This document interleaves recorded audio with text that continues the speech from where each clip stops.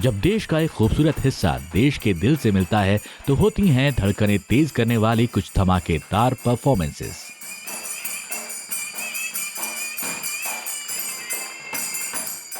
Performance जो हमने आज देखी है वो बिल्कुल ओडिसी डांस भी नहीं है, उड़ीसा के एक ज़िले का एकदम स्पेसिफिक डांस है, जिसको दिल्ली की भाषा में कहते हैं ठेठ डांस है। तो इस डांस को दिल्ली लाने का ये प्रोसेस कैसा रहा, आप क्या बता सकते हैं इसके बारे में? जैसे कि आपने कहा ये बिल्कुल ठेठ परफॉर्मेंसेस थे, तो सारे फोक डांस परफॉर्मेंसेस थे ऑफ द डिस्ट्रिक्ट गंजाम।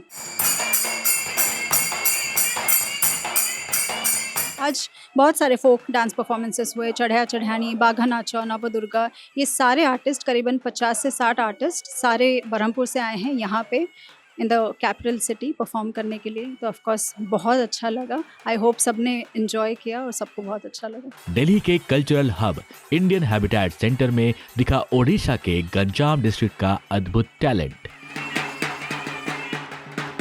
और इसको विटनेस किया न सिर्फ दिल्ली के दिल वालों ने बल्कि कई खास मेहमानों ने।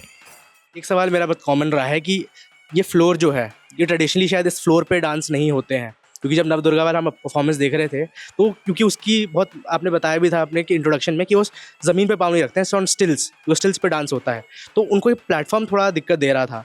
सो जनरली ये कहाँ डांसेस होते हैं, क्या इसका ओकेजन होता है, उसके बारे में कुछ जानना चाहिए।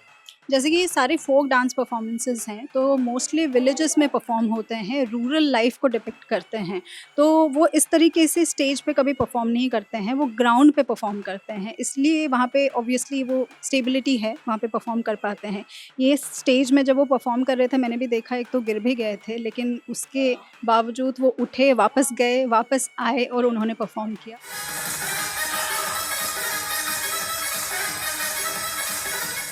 आर्टिस्ट कितने समय पहले तक प्रिपेयर करना शुरू करते हैं, उनका मेकअप में कितना टाइम लगता है, मैं थोड़ा ये जानकारी शायद आप देख सकती हैं। बिल्कुल, बिल्कुल। वो 12 बजे से यहाँ पे हैं स्टाइन ऑडिटोरियम में, और वो बिल्कुल पेंट कर रहे हैं। जैसे कि आपने कहा ये पूरा पेंटेड है ऑन देयर बॉडी। तो ये 12-1 बजे से पेंटिंग शुरू हुई और हमारा ये इवेंट शुरू हुआ करीबन 7 बजे, तो उससे आधे घंटे पहले वो सब रेडी हुए थे। भारत के union minister of culture and tourism Gajendra Singh Shekhawat थे इस खास इवेंट के चीफ गेस्ट, जिन्होंने सभी आर्टिस्ट का हौसला बढ़ाया।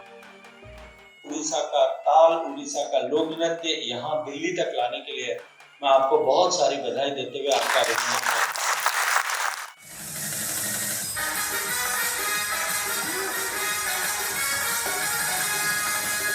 सर, इस तरह के कार्यक्रम दिल्ली में आए हैं यहाँ पे पहली बार, और ये बिल्कुल जिसको हम दिल्ली की भाषा में कहते हैं ठेठ कार्यक्रम है जी। ये ठेठ है बिल्कुल, मतलब उड़ीसी डांस भी नहीं है, उड़ीसी के एक ज़िले का एक एकदम स्पेसिफिक टू बी एक वैसा डांस है। तो जब ये दिल्ली आता है तो कल्चरल हिस्टोरिकली इसकी क्या महत्व है, आप क्या कहेंगे? देखिए, जब मैं सुंदर उड़ीसा फाउंडेशन और अन्वेषा कला केंद्र ने जब मुझे जो है कांटेक्ट किया और उन्होंने बताया कि ऐसे इंडिया हैबिटेट सेंटर में हम करना चाहते हैं, मुझे लगा कि ये बहुत दिल्ली का एक प्रतिष्ठित मंच है, इसके माध्यम से जो नॉन उड़ियास हैं उन तक भी पहुंच सकते हैं।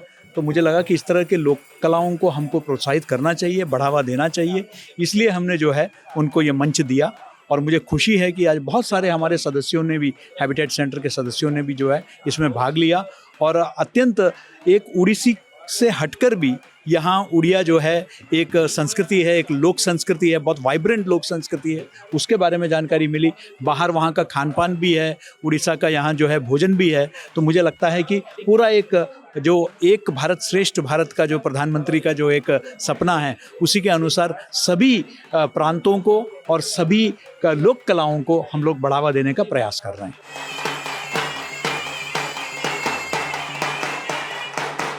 क्या जेनजी को ये कला सिखाने की एक प्रयास आप कर रहे हैं या कुछ प्रयास किया जा रहा है, कोई ऐसा इंटरेस्ट आया वहाँ से?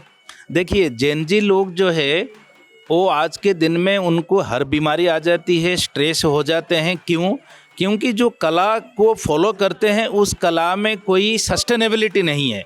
आज के दिन में हम सस्टेनेबिलिटी की बात करते हैं। कला सस्टेनेबल तब होगा जब उसके पीछे एक सांस्कृतिक महत्व होगा। तो जो कला गांव से आती है, पल्ली से आती है, उसमें सांस्कृतिक महत्व है। तो इसमें क्या होगा, जेनजी इतना जल्दी उसको पकड़ नहीं पाएंगे, लेकिन हमारी प्रयास जारी रहेगा। लेकिन जो एक बार इस कला की महत्व समझ गए वो फिर इसी पे ही डटे रहेंगे। म्यूज़िक के बारे में क्या बता सकते हैं? उड़ीसी का ये जो एकदम खास है, एक ज़िले का म्यूज़िक है, ये उड़ीसी डांस भी नहीं है, उड़ीसा के एक ज़िले का एकदम ठेठ डांस है। तो म्यूज़िक कैसा क्या रहता है, थोड़े बारे में उसके डिटेल में बताएं। देखिए, ये जो म्यूजिक है ये आपका जो आत्मा है ना उसको जगा देता है। कैसे? आप बैठे हो, कोई स्लो म्यूजिक, सूफी म्यूजिक सुनते हो, एक दूसरे धुन में चले जाते हो।